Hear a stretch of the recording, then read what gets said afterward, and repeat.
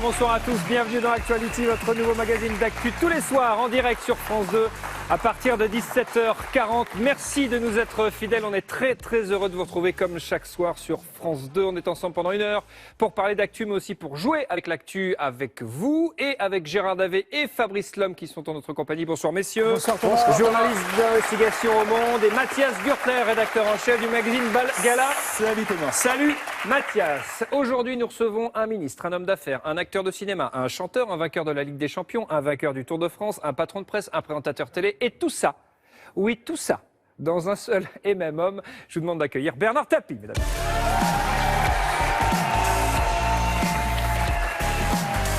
Attention, faut pas tout casser tout de suite. Bonsoir Bernard Tapie.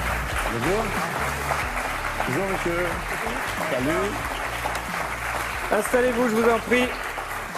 Bonsoir Bernard, merci d'être avec nous. Vous avez choisi France 2 et le magazine Actuality pour nous présenter ce projet contre le chômage des jeunes. On va en parler avec vous puisque vous nous faites le plaisir de nous accompagner tout au long de l'émission. Mais avant toute chose, j'ai une question que je me pose depuis des années. Regardez ceci, mon cher Bernard. Qu'est-ce qui fait marcher la vie? Qu'est-ce qui fait marcher la vie? Qu'est-ce qui fait marcher la vie? Qu'est-ce qui fait marcher la vie? Qu'est-ce qui fait marcher la vie? Qu'est-ce qui fait marcher la vie? Qu'est-ce qui fait marcher la vie? Qu'est-ce qui fait marcher la vie? Qu'est-ce qui fait marcher la vie? Mais qu'est-ce qui vous fait marcher? Moi, je marche à l'avant d'air. Ça veut dire que ça marche toujours? Qu'est-ce qui vous fait marcher? Vous avez 73 ans, si je ne me trompe pas, Bernard Tapie. Ouais. Je vous ai vu là juste avant d'entrer sur le plateau, j'ai dit le plus jeune d'entre nous, c'est lui. Mais c'est pas faux. C'est pas- Non, c'est pas faux. Ça, c'était une pub, on s'était marré. Parce qu'il fallait un peu rénover l'image. Ouais. Et puis, on fait des choses pas sérieuses en se prenant au sérieux, ou le contraire. Ou le contraire. Et moi, je suis plutôt du genre à faire des choses sérieusement sans me prendre au sérieux. Mais là, après tout ce que je viens d'évoquer, là, tout votre CV qui est immense, vous pourriez vous reposer, vous pourriez être Et j'ai tranquille. battu le record de l'Atlantique, je vous préviens. Ah bon? Alors ça, vous l'avez pas marqué. Ah non, ça je l'ai pas. Ça, vous avez été navigateur également. Exactement. Et vous êtes 100% bio, vous n'avez jamais pris le moindre gramme de drogue.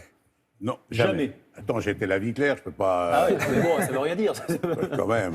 Il est en pleine forme, c'est lui, c'est le vrai. Il a choisi de faire sa rentrée dans Actuality sur France 2 avec nous en direct. Bernard, pour commencer l'émission, on cherche la personnalité du jour tous les soirs dans Actuality. C'est une personnalité qui est au cœur de l'actu et que l'on cherche à découvrir ensemble. Vous pouvez jouer chez nous, bien sûr, chez vous, bien sûr, pardon. Vous pouvez jouer ici dans le public. Je vais vous donner 3 indices, tiens, pour vous aider. L'indice numéro 1, la personnalité du jour rassemble les foules, mais ça n'est pas Bernard Tapie. La personnalité du jour n'a jamais besoin d'un briquet. La personnalité du jour a le même âge que Bernard Tapie. Si vous avez une idée, vous la gardez. On jouera un peu plus tard dans l'émission pour deviner qui est cette mystérieuse personnalité dans l'actualité aujourd'hui. pas d'idée, Bernard. Visiblement, Bernard n'a pas la réponse. Que s'est-il passé dans l'actu ces dernières 24 heures? On remet les pendules à l'heure avec l'horloge d'Actuality de François Rousseau.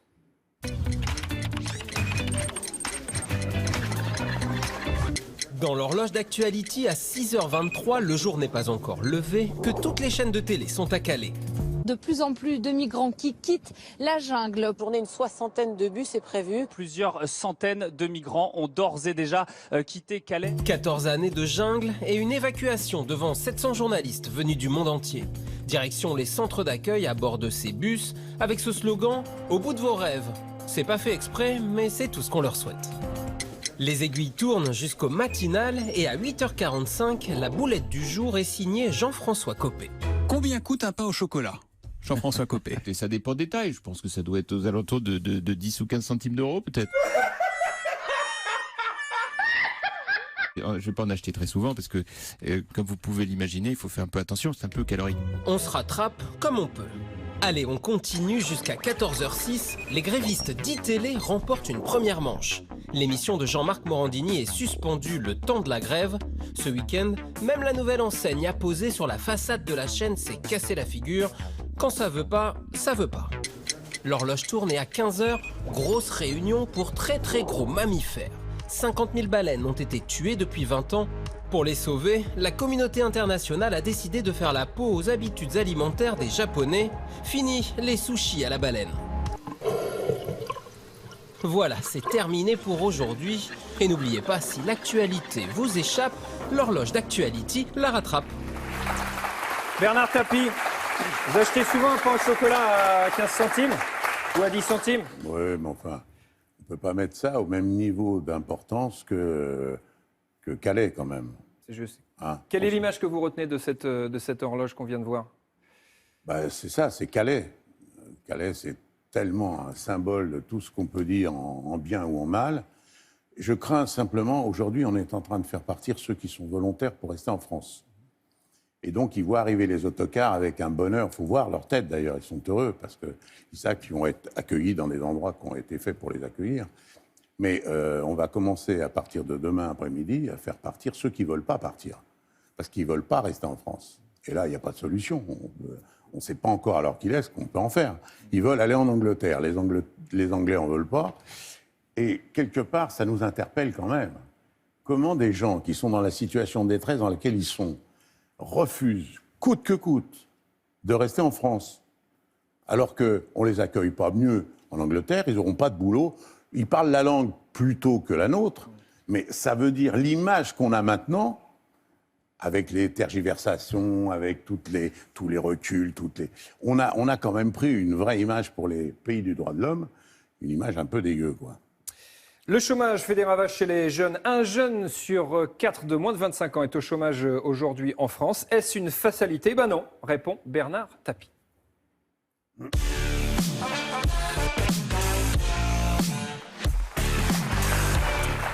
Vous avez donc, Bernard, écrit ce fascicule de 45 pages contre le chômage des jeunes et vous expliquez qu'il n'y a pas de fatalité. Pourtant, regardez ces chiffres, on part de loin. 24% de chômage chez les jeunes en 2015 et ça ne va pas en s'améliorant. 24% de chômage et puis la courbe, malheureusement, a été très mauvaise au fil des années.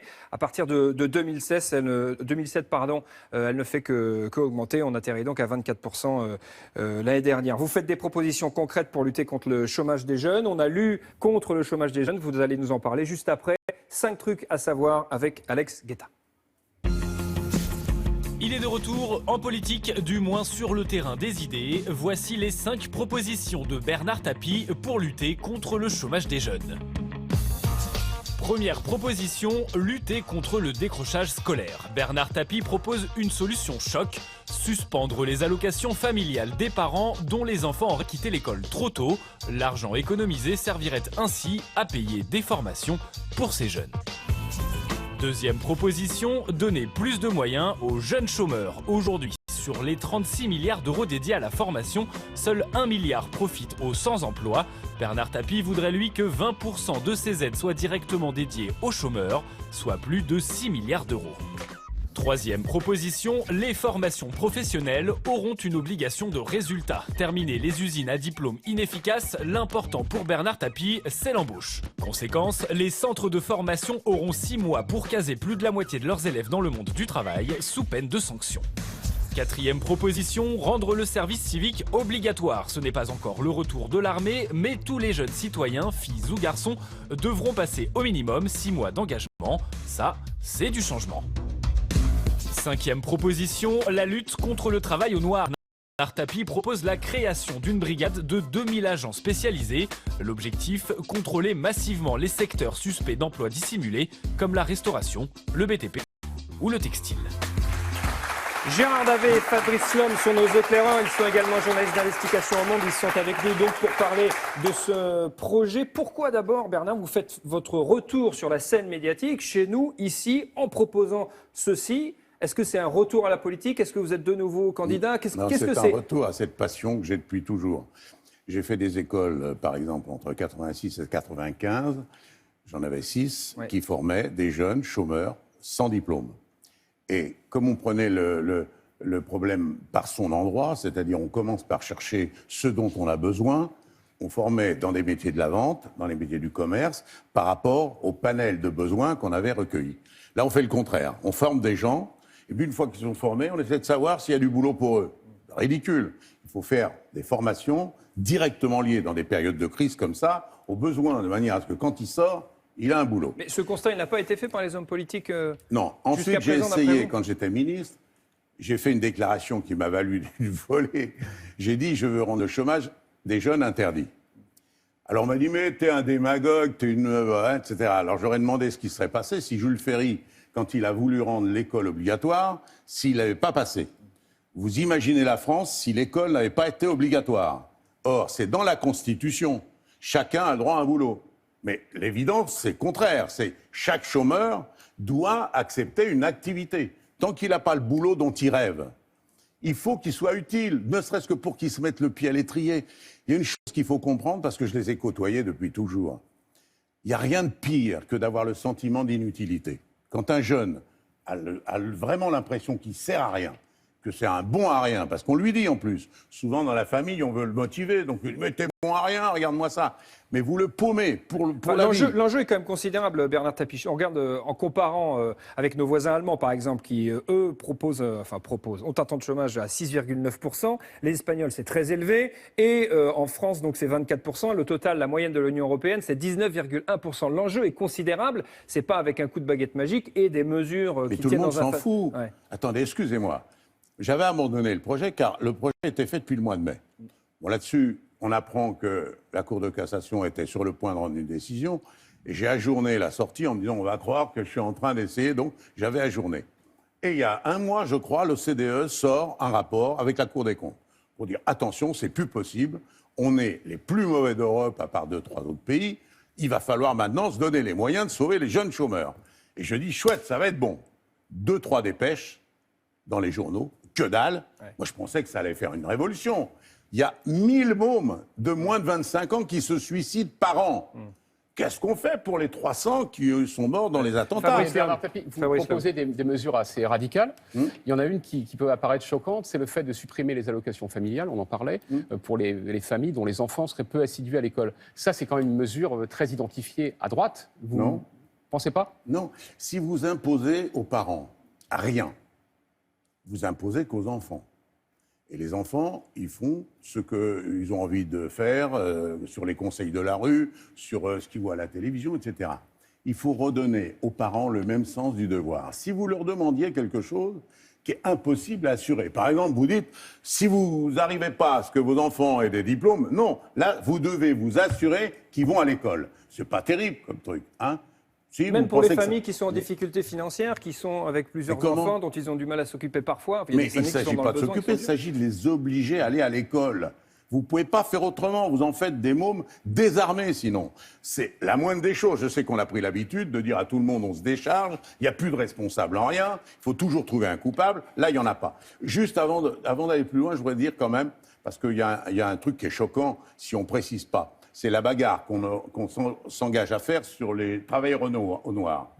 Parce qu'il y a deux types. Hein. Il y a le gars qui gagne 1 400 € par mois et qui, le dimanche, il se tape des tondeuses ou il fait des travaux d'utilité dans son coin. Celui-là, je l'oublie, je ne veux même pas savoir.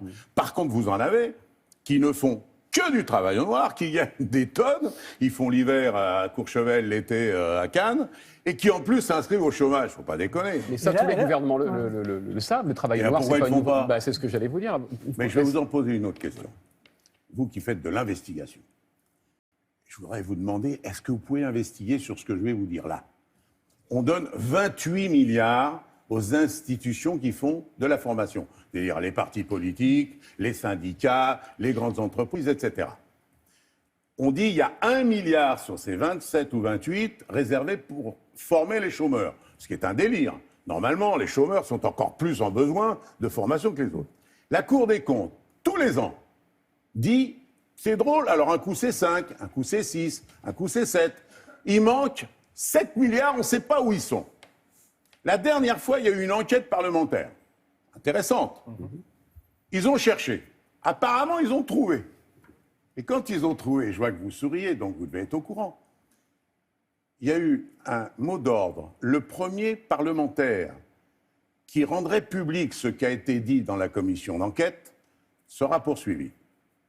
Et ils sont où alors? Parce que j'ai pas. Moi, je sais pas, mais c'est eux qui doivent savoir. C'est leur boulot. Monsieur Tapie, la question qu'on se pose tous, c'est avec quelle légitimité en fait vous présentez ces propositions? Est-ce que c'est l'ancien ministre qui parle, l'ancien chef d'entreprise, le patron de presse, l'homme de gauche? Enfin, quelle est la légitimité pour présenter ça? Je ne comprends pas cette question dans la mesure où C'est comme si un type inventait un jour un système pour faire de la réanimation cardiaque sans machine. Et qu'on lui dise, il que n'est pas vous lui dites, docteur. mais dis donc, toi, pourquoi t'as inventé ça d'abord? Peu importe. L'essentiel, c'est de savoir qualifier ou non les mesures qu'on a prises. Et là, les mesures, on les a prises. Mais ce que je veux surtout vous faire comprendre, et c'est pour ça que votre question est très importante, sur le chaînon qui risquerait de manquer, celui de l'autorité parentale. Car le jeune, il a besoin de savoir, personne fera quoi que ce soit pour lui sans lui. L'entité, c'est-à-dire la politique, cette année, ils ne pourront pas l'éviter. Vous avez vu qu'il y a eu la primaire de la droite. Pas une question. Non, justement, ça n'a jamais été évoqué. Vous allez en Pas faire... une question a été posée. Vous tapez, vous allez en faire quoi, en fait, de ces propositions? Vous les présentez, vous prenez votre bâton de pèlerin politique et vous le présentez à chacun des candidats? Je le présente à tous les Français. À partir d'aujourd'hui... Vous ne l'avez pas soumis aux candidats pour J'en ai l'instant? envoyé à la ministre du Travail. Ouais. C'est la moindre des choses. À quelques chefs de groupe. Mais il est à partir de ce soir sur le Facebook gratuit. Facebook. Oui. Bernard Tapie officiel. Vous tapez sur la couverture et vous avez l'intégralité Oui, du mais moi, truc. alors, moi je vais sur le Facebook de Bernard Tapie officiel. Je regarde contre le chômage des jeunes, je le lis, je trouve ça intéressant. Qu'est-ce que j'en fais après? Parce que moi, je ne peux pas prendre des mesures. Ceux qui peuvent prendre des mesures, ça reste les politiques. Même s'ils sont discrédités, déconsidérés, il n'empêche que c'est les politiques qui peuvent... l'éviter. Je vous parie mon billet. Regardez, ce qu'on vient de faire là. Il vous en reste. La dernière confrontation des partisans, enfin, des candidats de la droite. Vous ne pouvez pas répondre à une question qu'on ne leur posait pas. Il y avait 3 grands journalistes, personne ne l'a posée. Je vous parie que le prochain coup, la question sera posée. Sur le chômage des jeunes. Parce qu'on va gueuler, parce qu'il y a un moment donné, il faut gueuler. Ça n'arrivera pas tout seul. Je ne sais pas si vous mesurez. Quand on dit 25%, il faut que vous sachiez qu'il y a des coins, c'est 50%. Oui, bien sûr. Un sur 2 qui n'a pas d'avenir. Mais enfin, on est chez les fous. Cela dit, Bernard Tapie, ce n'est pas neutre que votre initiative arrive à un moment où on est quand même juste avant les élections. Il y a la primaire à droite, la primaire à gauche, la présidentielle. C'est le moment d'en parler. Donc vous voulez entrer dans le débat? Non, je veux que les Français sachent ça pour qu'ils interpellent par l'intermédiaire des politiques, des émissions de télé. Tiens, d'ailleurs, vous pouvez nous interpeller également. Vous tapez soit sur Twitter, #Actuality, soit sur france2.fr/Actuality et vous posez vos questions éventuellement à Bernard Tapie ou vos réactions. La question de M. Davet est très importante.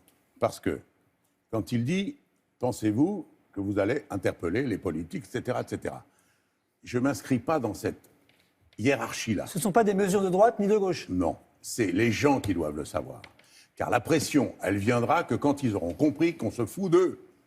Pour l'instant, qu'est-ce qui se passe dans la tête d'un père? On a tous maintenant, dans nos familles, on a tous un chômeur. Alors il y a 2 versions. Il y a « t'es un feignant, tu veux pas, travaille pas, etc. » Ou il y a pas de boulot, c'est la crise. Mais c'est dingue. Il faut leur dire, on se fout de vos gueules. Il y a des millions d'emplois qui ne sont pas servis. Il y a des millions de chômeurs qui s'en rendent bien compte aussi, qui essayent de gagner du travail, qui essayent de gagner leur vie, qui essayent de trouver du boulot. Ce que je veux dire par là, c'est que si le public des chômeurs savait à quel point on peut améliorer la situation dans le contexte économique dans lequel on est, mais j'avais 2 fois plus, vous le savez bien, j'avais 2 fois plus de propositions que d'élèves à la sortie de chaque école. Mais parce qu'on faisait les boulots dont on avait besoin. Alors parfois... Vous êtes encore en contact avec vos anciens élèves? Vous savez ce qu'ils qu'ils sont devenus? J'ai refusé. Alors là, je vais vous dire quelque chose. Parce que ça se trouve, il y en a qui sont au chômage, là. Non, je suis sûr que non. Mais ils n'ont plus 25 ans. Ah oui, ils ont plus de 25 ans. Oui, mais j'ai refusé les associations d'anciens élèves. Elle a existé juste un endroit. Renseignez-vous, aux États-Unis. Il y a 42 000 membres. Vous renseignez. Voilà. Comment s'appelait l'école? Ça s'appelle Bernard Tapie. Management. Et c'est... Donc, c'est pas le sujet. Je voulais pas devenir gourou. Mais alors, pourquoi ça me tient aux tripes et pourquoi je veux remettre le service obligatoire? Quand on vit et quand on est dans un environnement qui n'est pas favorisé, je ne parle pas seulement au point de vue des moyens, c'est pas parce que tu as une grande maison, pas parce que tu as une grande bagnole, c'est parce que c'est pas pareil si tu entends parler que du tiercé et de l'émission de Star Academy ou je sais pas quoi, que si tu entends parler tes parents du dernier vaccin, de l'exposition que M. Arnaud vient de faire, etc. D'actualité. Par conséquent, il y a un moment donné où on se décroche et où on l'accepte. Je faisais partie de ceux-là. Vous êtes et je me retrouve, pardonnez-moi, au service militaire. Au service militaire, tu te retrouves, tu es habillé pareil, tu es coiffé pareil, tu bouffes pareil, avec l'élite et avec le trou du cul. Et d'un seul coup, le trou du cul dit « mais merde ». Ne regardez pas comme ça quand vous dites ça. D'un seul coup, il dit « mais merde, je suis meilleur qu'eux, dis donc ». Mais en sport, je suis meilleur. On a fait des épreuves de commandement, j'ai plus de charisme. Il n'y a plus ça. C'est-à-dire qu'aujourd'hui, il n'y a plus l'école. Il ne faut pas raconter de conneries. On les met tous ensemble en fonction du niveau dans lequel ils sont. Le prochain président, il vous propose un poste au ministère justement du Jamais Travail. de la vie, j'ai 73 ans. Qu'est-ce qu'il me raconte? Non, mais vous devez être utile. Donc là, vous considérez si que vous vous êtes me plus demandez utile. d'être chroniqueur chez Actuality, je vais réfléchir. Ça dépend. Alain Juppé se présente. Ah non, il n'a pas mon âge. Il a 72. Il a 72 ans. Il a 72 ans, Alain Juppé. Vous êtes de droite ou vous êtes de gauche, Bernard Tapie? Mais vous connaissez mon parcours ou pas? Alors c'est sous-titré Énergie radicale, justement. J'ai même révisé avant de vous voir. Voilà, alors, j'ai eu un geste de droite et j'ai fait toute ma vie à gauche. J'étais député 7 ans de gauche. J'étais Parlement européen de gauche. Est-ce qu'il y a un candidat qui pourrait vous séduire, un candidat à l'élection présidentielle qui vous plaît là aujourd'hui? Macron, il est ni de droite ni de gauche. Ça vous plaît? Écoutez, j'aime bien, vraiment, en plus je l'aime bien. On l'a fait venir à Marseille, il a fait un festival. Il y avait une vingtaine de chefs d'entreprise, il a été brillantissime, etc. Mais j'ai envie de lui dire, calme-toi. Le président de la République, vous savez ce que c'est? Moi, même, alors on m'avait mis une tête comme ça, on m'avait mis, rappelez-vous, en une du magazine Le Nouvel Obs, en président, avec marqué « Si c'était lui ». Et 4 jours après, je fais une émission, vous pourrez vérifier, c'était avec Villorgeux, je ne sais plus le titre de l'émission, c'était l'heure de vérité, non? Voilà, c'était le dimanche matin. Il me dit « Alors, vous allez vous présenter ?»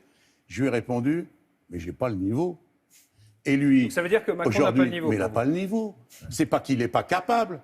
Vous passez pas du Jodel. Alors, c'est ça? Non, pour l'instant, il écrit des livres de cuisine. Voilà. Mais attends, très bien. Mais entre écrire des livres de cuisine et être chef étoilé dans un resto, il y a... Vous n'allez soutenir personne pour la Parce qu'en prochaine élection? 2007, Vous avez fait 2 fois Sarkozy. Ah en non, 2012. je n'ai pas soutenu Sarko. Je n'ai pas voulu que ce soit Ségolène Royal. Vous avez appelé à voter. Vous permettez que c'était... Non, c'était Strauss-Kahn. C'était Strauss-Kahn, mon candidat. Ouais. Oui. En 2012, vous avez appelé à voter pour Sarkozy. En 2012. Ah oui, et je vais vous expliquer, vous vous rappelez pourquoi, ce que j'avais donné comme raison? Parce qu'il a sauvé l'épargne. Si vous l'avez dit, mais bien sûr oui, mais c'est pas que ça.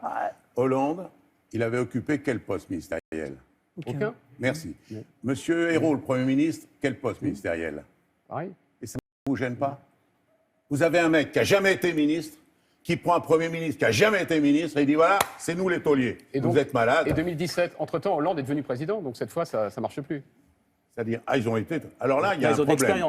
Il y a un problème, vous m'auriez posé la question. Avant votre bouquin, j'aurais su répondre. Là, maintenant, qu'est-ce qu'auriez-vous dit? Et puis après, on parlera du livre. Qu'auriez-vous dit qu'auriez-vous répondu s'ils n'avaient pas écrit? Alors, on le rappelle quand même, un président ne devrait pas dire ça. C'est un livre de confidence réalisé par Gérard Davet. Alors, je vais vous dire ce que j'aurais dit, sérieusement.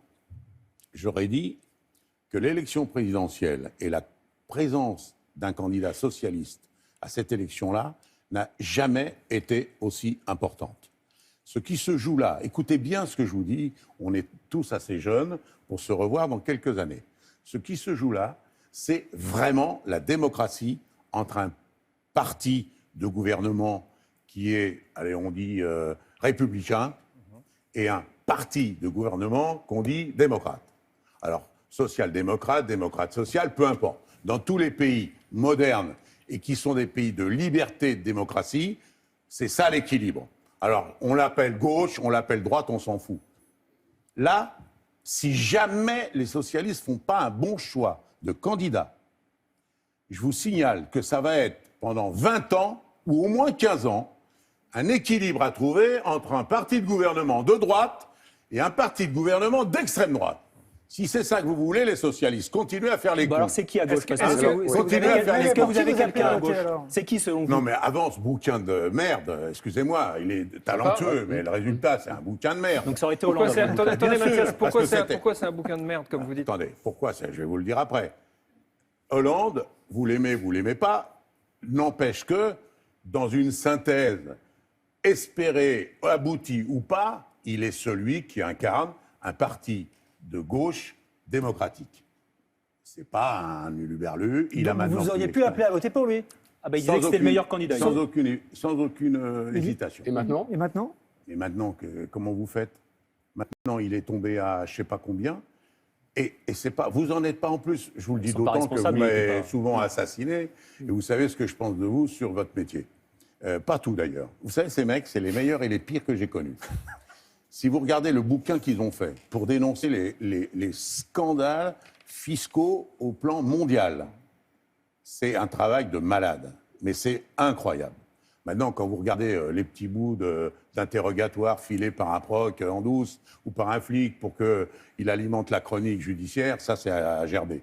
Mais le fait est qu'ils ont fait leur boulot. Donc là, vous avez tout dessus. Moi, je suis pas... Alors, parce que qu'est-ce qu'on aurait dit si, quand il dit, par exemple, que Bartolone, il n'a pas de charisme, c'est pas un mec qui mérite... Qu'est-ce qu'on aurait dit s'il n'avait pas écrit? Puisque ces livres ouverts, vas-y, dis-nous ce que tu as à nous dire. Qu'est-ce qu'on aurait dit s'il avait dit ce qu'il a dit des juges et qu'il n'avait pas marqué? Donc eux, ils ont fait leur boulot. Je ne comprends pas Moi, j'entends dire, ouais, le seul, non. Un mec qui a fait n'importe quoi. Maintenant, j'essaie de comprendre pourquoi. Ouais. Parce qu'on n'a toujours pas compris pourquoi. Mais il est temps qu'il se pose la question, est-ce que j'envoie mon parti et ceux qui sont autour dans le mur pour 20 ans, ou est-ce que je paye mes conneries s'il sent que ce sont des conneries, parce que c'est pas sûr aussi, hein. Le temps fait vite les choses, hein. On passera probablement vite à autre chose. C'est-à-dire, s'il a une séquence là, si elle est bonne, on ne parlera plus du livre, j'espère. Bon. Mais si effectivement ça reste un élément handicapant suffisamment pour qu'il ne puisse plus mettre le nez à la fenêtre, il faut qu'il se barre. Et qui a sa place pour représenter la gauche? Le plus légitime, à mon avis, c'est Valls. Valls. Ouais. Bah oui. Ça serait Valls d'ailleurs pour Bernard Tapie. Je précise quand même que Fabrice Lhomme et Gérard Davet font un travail extraordinaire. Je suis plus sur la première partie quand même. Sur les compliments, je vais garder ça, si vous le voulez bien. Sur leur travail. Chacun est libre. Chacun est libre.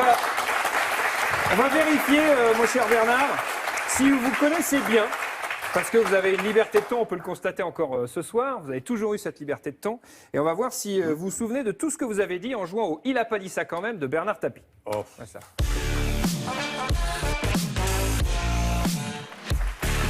Alors, je vais vous donner des citations, Bernard Tapie, et vous allez me dire si ces phrases ont été prononcées par Bernard Tapie ou pas. Première citation de Bernard Tapie ou pas.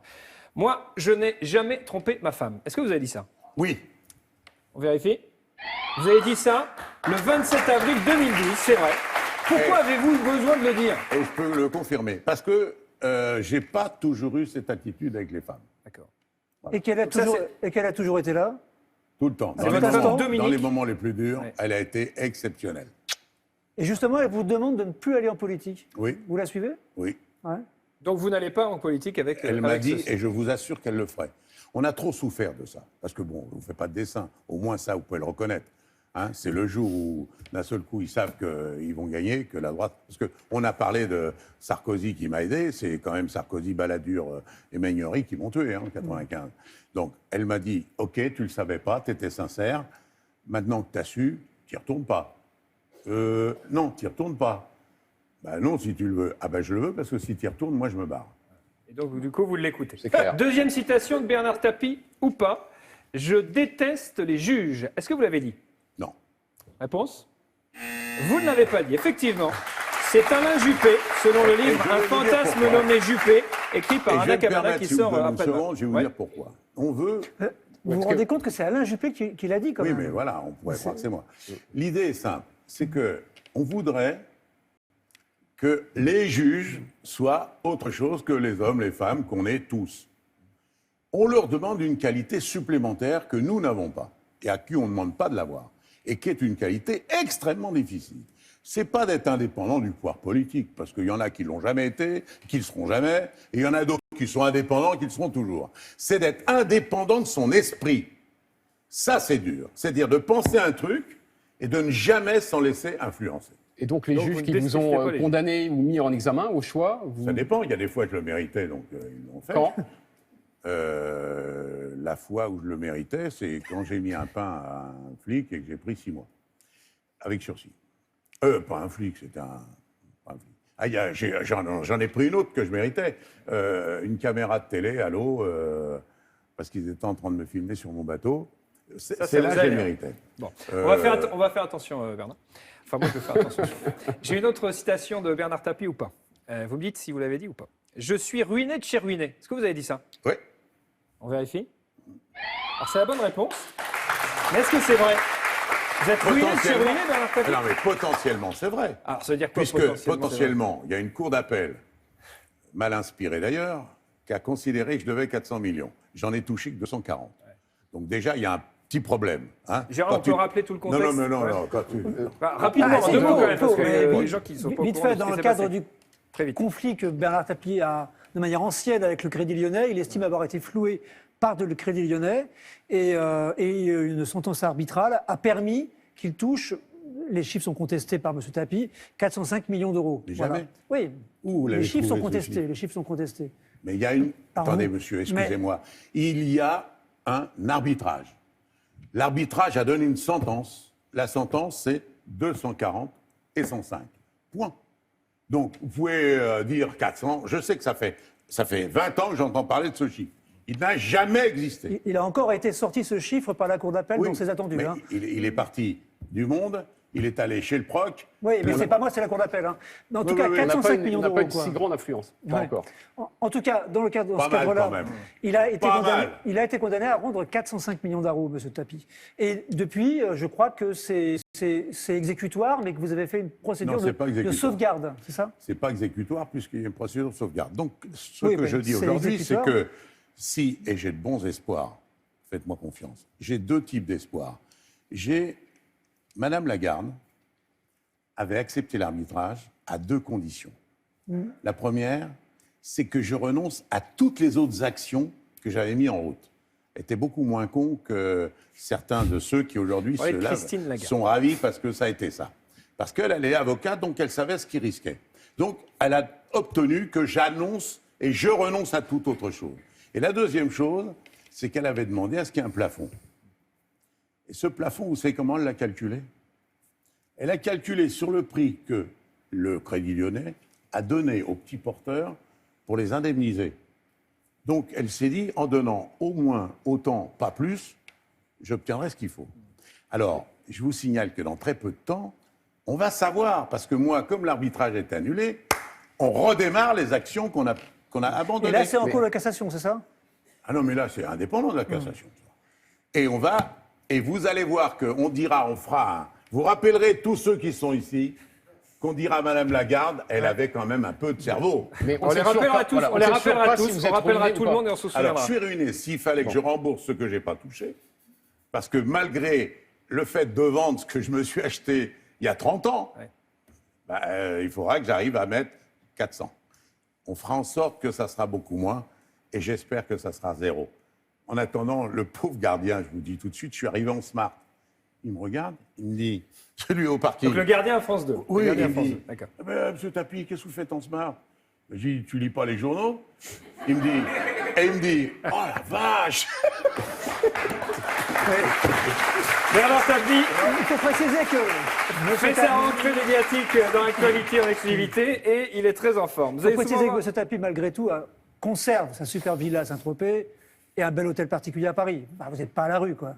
Ah non, mais pour payer ce qu'il me demande, je suis obligé de les vendre. On est d'accord, mais ce n'est pas encore le cas, quoi. Ah non, mais attendez, faudrait savoir. Un coup, vous dites la sentence est exécutoire. Non, mais vous n'êtes pas ruiné au moment où on parle. Je suis potentiellement ruiné. Potentiellement. Maintenant, comme ça fait un moment que potentiellement, on va essayer de résister encore un peu. Et ça, vous savez faire. D'accord. Alors, il faut quoi? Combien c'est l'espérance de vie d'un type qui a 73 ans? Vous avez... Ça dépend vous avez 20 ans devant nous encore, Bernard. De toute façon, je ne serai jamais aussi pauvre que quand je suis né.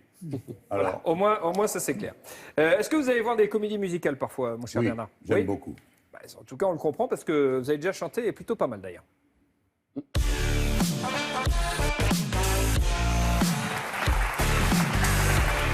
Regardez ça, mon cher Bernard, le blues du businessman. La voix est parfaite.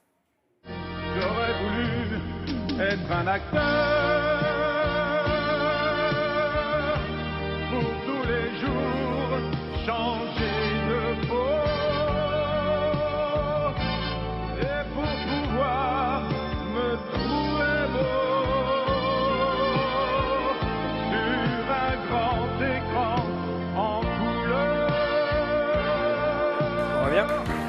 Le blues du businessman. Succès de la comédie musicale Starmania, interprété. Ah ouais, quand même, hein. Il y a quelque chose. Alors commentaire, il était pas mal le mec. C'est vrai. Bernard, je vous voyais comme ça, chantonner comme ça. Alors vous savez ce que j'ai là? J'ai un micro. Starmania, comédie musicale. On y va? Blues du businessman. Ah bah là, maintenant, c'est comme ça. Non, deux notes. Il n'y a pas de playback. Aucun playback.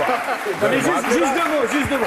Non, C'est alors vous absolument va passer pas la bande et juste je deux chante mots. au-dessus. Allez, Non, on va passer la bande et je chante au-dessus. Alors, on peut repasser juste la bande, Bah juste voilà. le son. Allô. Et Bernard Tapie va Eh, chanter par-dessus. Il marche pas, ton Si, truc. il marche très bien. Mettez-lui de la Il marche reverb. bien. Voilà, un petit peu. On entend bien, pas de C'est parti. Heure pour pouvoir faire changer de peau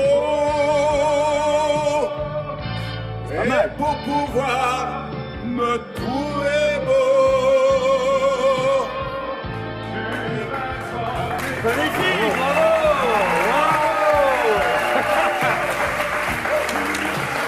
Alors vous chantez magnifiquement bien. Pourquoi on vous pose cette question si vous aimez les comédies musicales? Eh bien parce que c'est un phénomène très français, c'est un phénomène national. Il y a énormément de comédies musicales en ce moment. On va les voir. Moins Il y a que les Anglais, hein. Pardon? Beaucoup moins que les Anglais. Mais on beaucoup moins on les les Anglais, rattrape mais quand bientôt. même, Le Rouge et le Noir, Notre-Dame de Paris, bien Ah ouais, sûr, c'est top, Saturday ça. Night Fever, Timéo, ou encore beaucoup d'autres, une douzaine d'ailleurs de comédies musicales sont programmées en ce moment à Paris. Mathias Gürtler, qu'est-ce qui plaît tant pour que les Français se ruent dans les comédies musicales, sachant que Bernard Tapie n'y chante pas. En tout Non, cas, pas, que je pas sache. encore, mais ça pourrait peut-être venir, il nous l'a Oui. prouvé.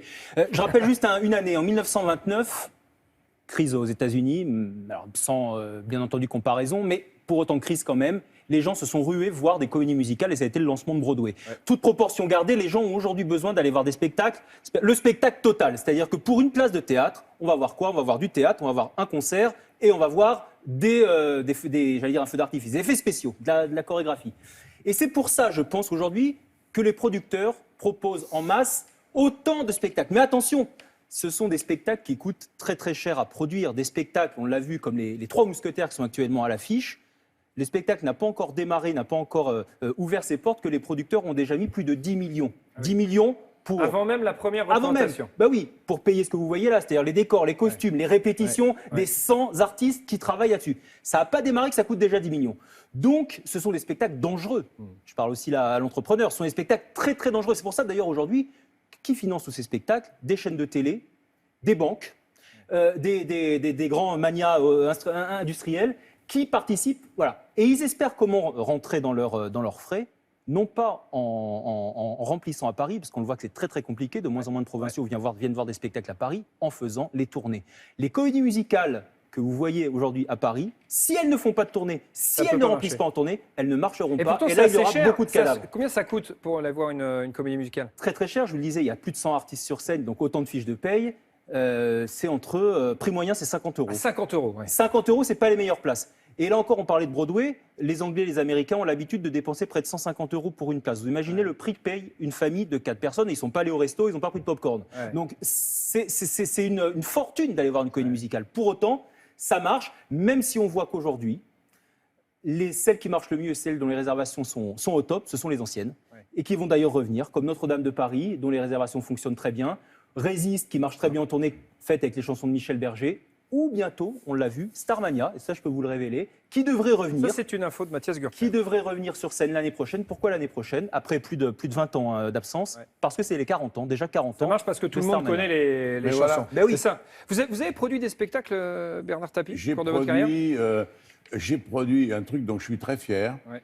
Parce qu'en même temps, il y avait une artiste qui n'était pas du tout connue, enfin qui était à peine, et puis un jeune cinéaste qui n'avait jamais fait de truc, c'était Besson dans le clip qui a été fait avec Adjani, Pulmarine. J'ai produit ce truc-là. C'est vous qui avez fait ça. Ouais. Et à l'époque, personne n'y croyait, tout ça, on a fait un malheur. Les gens n'aiment pas les comédies musicales s'ils ne savent pas fredonner les chansons. Et, voilà. Et c'est le problème. Tout le problème aujourd'hui. Et c'est le problème parce qu'il n'y a plus de tubes. Et pourquoi il n'y a plus de tubes? Parce que l'industrie musicale, elle est moribonde, que les radios en diffusent nettement moins, et que effectivement les gens ne connaissent pas les chansons. Il faut savoir que le modèle français de la comédie musicale, à l'inverse de celle de Broadway, c'est que ce sont des concerts en fait. Les gens viennent voir des concerts, viennent chanter des tubes de soit là de Michel Berger, soit de Starmania. Et c'est pour ça que c'est très différent des États-Unis. Et c'est pour ça aussi que les comédies musicales en ce moment ont quelques difficultés parce qu'il n'y a pas de tube. Alors il n'y a pas de tube, mais en revanche, il y a des visages qu'on connaît, des visages qu'on voit à la télé. Et ça, c'est aussi la grosse différence. Mais ça, peut-être que Bernard, ça le concerne aussi. Parce que les comédies musicales, aujourd'hui, c'est le service après-vente des émissions, des talent shows, des émissions comme The Voice. La fille de Bernard y a participé. Assez loin, d'ailleurs, elle a été assez loin. Elle n'a pas fait de comédie musicale pour autant après. On lui a proposé? Elle les a fait avant. Elle vient d'Angleterre, ma fille. D'accord, donc elle a fait des écoles. Elle a fait Mais là, l'école, on remarque que tous les... Donc, que ça soit Com, qui est le héros de Rouge et le Noir, qui va bientôt démarrer au Palace, il a fait The Voice. Le héros d'Oliver Twist, il a fait The Voice Kid. Il y en a qui ont fait Les Trois Mousquetaires, qui ont fait Danser avec les stars. Celui de Résiste, il a fait The Voice. Et là, je ne vous les ai pas tous mis, parce que tous les seconds rôles, ils viennent aussi de ces émissions-là. Donc pour les producteurs, c'est très important, marketingement. Parce que les gens, ils sont déjà connus. Donc il n'y a plus de tubes, mais on connaît les mecs sur scène. Donc, alors on va s'amuser, nous, avec les tubes qu'on connaît, les plus grands tubes des comédies musicales. Dans le temps des bien l'oreille, c'est un blind test. Allons-y. Alors, Bernard Tapie. Bernard Tapie, je vous fais écouter des petits extraits. Vous essayez de reconnaître de quelle comédie musicale il s'agit. Ouais, non, mais il y en a, ça va. Il y en a, c'est un peu plus compliqué. Premier extrait, allons-y.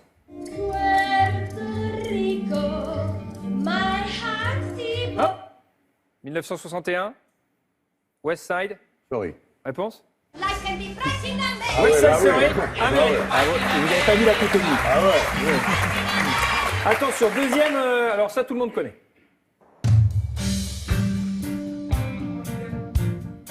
Hop. La réponse a été donnée dans le public. Est-ce que vous avez entendu la réponse qui a été soufflée? C'est France Gall a dit monsieur, résiste. Bernard Tapie, vous validez ça? Oui. Je vous invite à valider parce que c'est la bonne réponse. Très très bien. On a encore le temps. On y va. Attention, troisième extrait.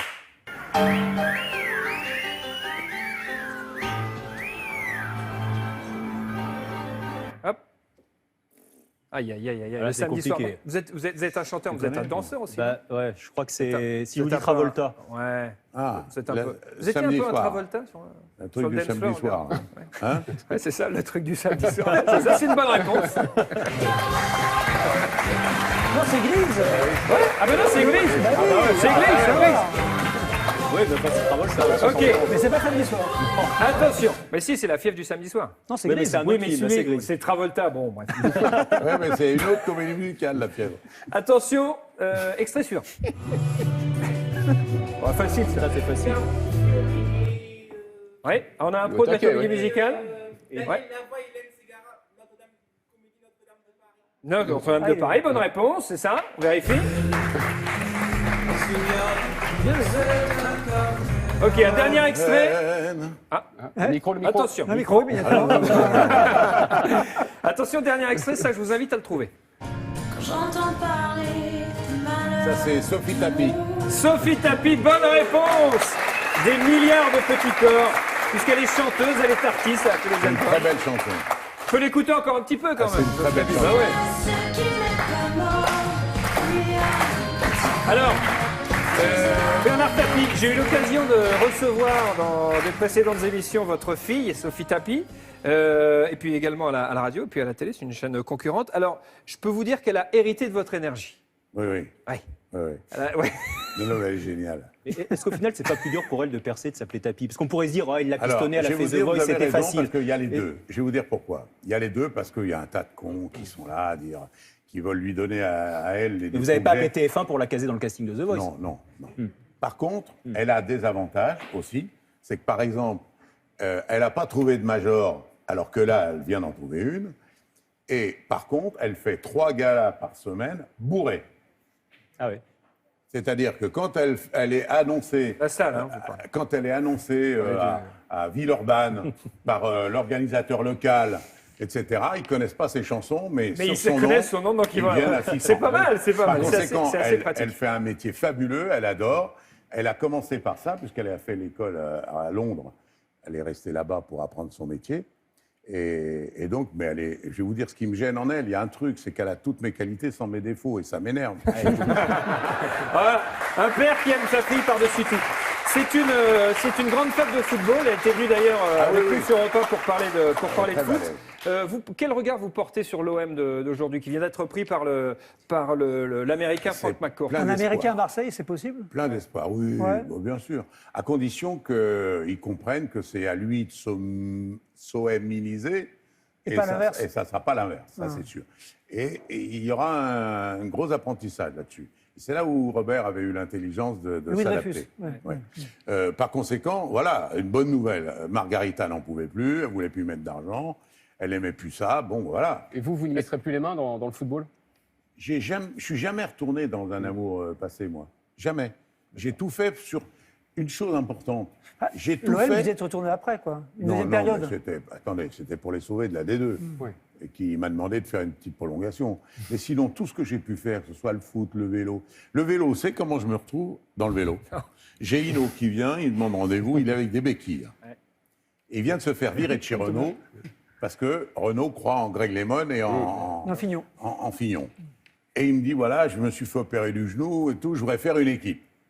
Bon, mais je lui dis, mais t'es sûr de recourir? Et il me dit un truc incroyable. Je suis pas sûr. J'ai une chance sur 2, mais si je recours, je regagne. J'ai trouvé ça génial. Et il a gagné. Et je lui ai dit une chance sur 2, j'ai jamais eu ça. Donc on y va.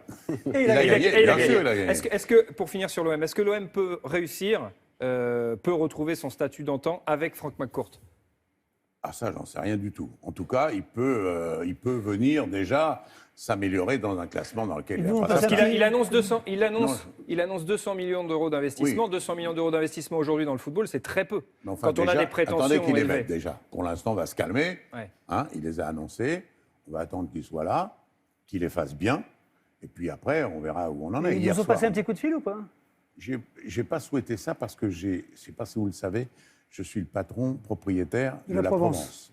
Et si moi, je commence à me mettre dans des relations un petit peu extrasportives, etc., j'ai pas envie que mes journalistes... Tenez complètement à l'écart de Je l'OM. suis à l'écart de l'OM pour les mettre à l'aise.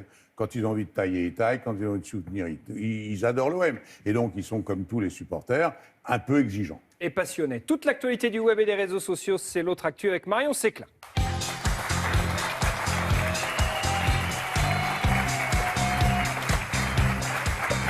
Bonsoir Marion. Bernard Tapie, Marion Séclin, toute l'actu du web, c'est avec vous, nous vous écoutons. Alors aujourd'hui, l'actu mignonne concerne la fille de Mark Zuckerberg. L'inventeur et le patron de Facebook a en effet partagé sur son réseau le premier mot de sa fille Maxima Chan. Et il s'agit du mot chien. Bon, quand on voit à quoi ressemble le chien du couple Zuckerberg, elle a quand même vachement l'œil parce que moi, j'aurais pas dit ça. Hein. Ouais, J'aurais dit serpillière, exactement. Un premier mot historique donc qui nous rappelle le premier mot prononcé par Donald Trump qui était tolérance. Et ouais, on n'y croit pas. C'était avant son grave accident de tacos qui a profondément modifié son caractère. Et le premier mot prononcé par Franck Ribéry, c'était déconstructivisme. Ah non, non, je plaisante, on attend toujours le premier mot de Franck Ribéry. C'est méchant. À part ça, ce week-end... Vous savez qu'il a joué à l'Olympique de Marseille, Franck Voilà. Ribéry. Ce week-end, Internet a été cassé pendant 2 heures. Il y a eu une cyberattaque qui a rendu plusieurs sites inaccessibles, parmi lesquels Airbnb, Reddit, Spotify, Twitter, Netflix. Enfin, ça a été la panique dans le monde entier. Une attaque massive et inquiétante, mais que j'avais prévue, souvenez-vous, de ma chronique du 20 septembre où je vous avais mis en garde. Il a dit que quelqu'un essayait de détruire le web et c'est très sérieux. Donc, suite à ces prédictions extraordinaires, vu que j'ai du talent, on va pas se mentir, j'ai décidé d'ouvrir un cabinet de voyance.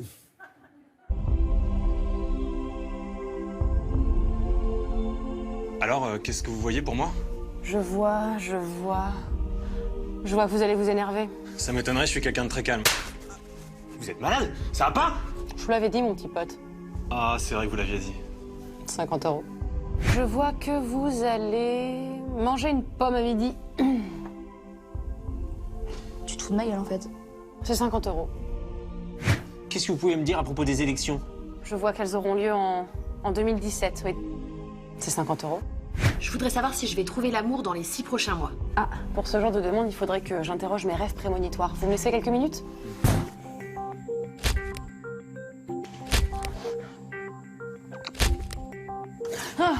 Alors? Ah la vache, j'ai fait un rêve, j'étais à la frontière belge, j'étais poursuivie par mon père et à un moment, on était attaqué par des grenouilles en slip. Et par rapport au fait que je vais rencontrer l'amour? Ah, aucune idée. Vous avez essayé Tinder? C'est 50 €. Voilà une mesure contre le chômage des jeunes. Pratique. Voilà, pratique. Exactement. Et pendant ce temps-là, je vous quitte avec cette magnifique image de Brad Pitt qui attend l'amour. Enfin, qui m'attend clairement. Très bien. Merci beaucoup Marion Séclin. C'est l'heure du jeu de l'actu, allons-y.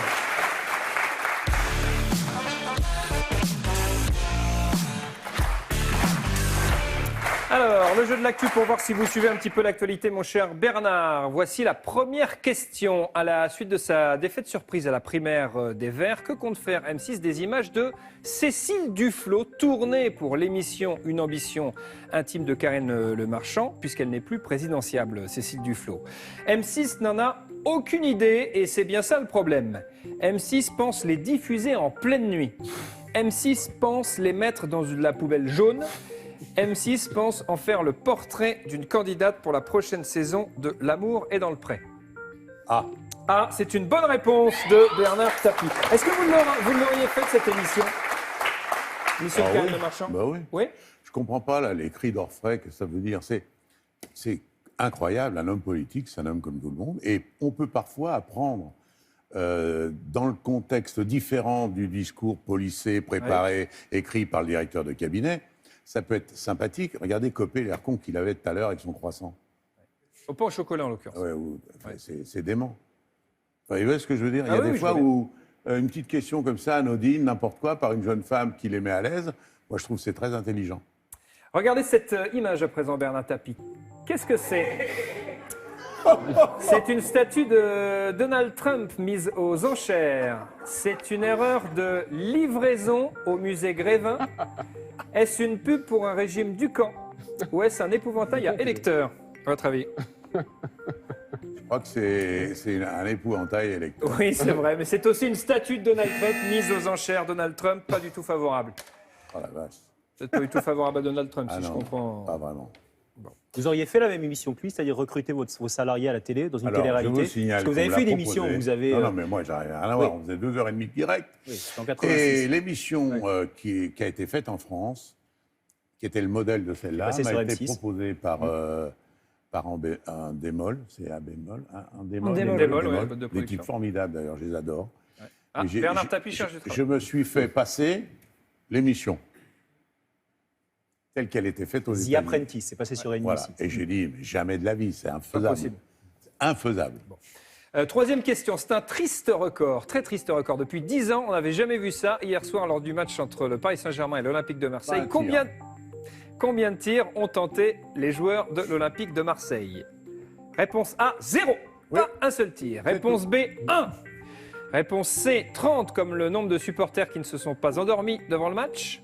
Réponse D, à Marseille, on ne tire pas, on pointe. Vous avez donné la réponse, Bernard, c'est la bonne réponse, 0. Vous avez suivi quand même jusqu'au bout. Ouais, rapidos, quoi. Allez, la personnalité du jour, tiens, qu'on cherchait à découvrir depuis le début de l'émission, qui est toujours cassée là, bien tranquillement. Vous n'avez toujours pas d'idée, mon cher Bernard, pas d'idée. On a un rébut pour vous aider chez vous à découvrir qui se cache derrière cette personnalité mystère. Alors... Est-ce que quelqu'un dans le public a la bonne réponse? Qui a dit Johnny Hallyday? Mademoiselle, madame là-bas, bravo! Très bonne réponse. On fait le reveal. Attention, est-ce que c'est Johnny Hallyday? Johnny Hallyday, Johnny Hallyday. Bravo, bravo, bravo. Bah oui, c'est lui. T'es en pleine forme, Johnny. Qu'est-ce qu'il y a? Qu'est-ce qu'il y a? Je l'ai vu en meilleure forme, moi, mais bon. Parce qu'il n'est pas sur scène. Quand il monte sur scène, il revit. C'est vrai. Ah bah évidemment. C'est un autre homme. Là, vous écoutez religieusement, là, au moment où on a pris cette photo. Ouais. Bravo, madame. Bravo à vous. Bravo, bravo. Tout de suite, le message de Mathieu Madénian et Thomas VDB. Après le match vraiment, vraiment très nul d'hier entre Paris et Marseille, ce message s'adresse aujourd'hui à vous, monsieur Bernard Tapie. Voilà, alors avec Tom, hier, on a regardé OM PSG, mon Dieu. On a gagné l'OM il a on n'a gagné. pas gagné, on a fait match nul. Et match nul est vraiment nul. Pourri le match. Match nul pour Pourri, le l'OM, match. c'est une belle victoire. Non, arrête, il n'y a rien eu là, aucune action, rien du tout. Qu'est-ce que tu Il y a racontes? quand même eu des belles actions. De quoi tu parles? Il y a eu plus d'actions dans Plus belle la vie que dans le match d'hier. Arrête tes conneries. Il y a eu des bourges, il y a eu des belles touches. Aucun tir cadré. Aucun tir cadré. Ah wow, c'est bon. Je te jure, Paris-Marseille, c'est plus excitant en train qu'en football maintenant. Arrête. Hein. Et là, il y a Bernard Tapie, l'invité, l'ancien président de l'OM. T'imagines dans quel état il doit être? C'était mieux avec vous, Bernard. Oh là là. À l'époque, c'était le bon vieux temps du football. Avec Papin. Papin, donne le ballon. Il n'y avait pas d'affaires Zaya. Les prostituées étaient comprises dans le budget du club. Et puis, ce qui coûtait cher, c'était pas les joueurs, c'était les arbitres. Ah là là. Mais je me dis peut-être ce qu'on pourrait faire. C'est vrai que si t'es pas content, peut-être on pourrait dire à Bernard Tapie de revenir à l'OM. Bah, il peut pas. Bah, il revient à l'OM. doit 400 millions au Crédit Lyonnais. Le Crédit Lyonnais a ruiné sa carrière. Et celle de Gade aussi en même temps. Il peut pas, il a pas le temps. On va l'aider à rembourser. On va l'aider à rembourser les 400 millions. Et bon, attends, si on fait une collecte, je me dis pour Bernard Tapie, regarde, moi par exemple, j'ai déjà 5 €. Eh ben, je les donne pour Bernard Tapie, pour acheter l'OM. Dis-moi combien t'as, toi, à peu près. Je sais pas combien. On organise une collecte pour Bernard Tapie. 2,50. Ben, on est déjà à 7,50 €. Les gars, on fait tourner. Tout le monde participe dans le public de Actuality aussi. Donnez de l'argent. Il y a un numéro de téléphone qui va s'afficher, le 08 42 36 94 12. Et vous faites inversement. Il faut 400 millions, les gars. Donc essayez de donner. Voilà, on a déjà, ça revient.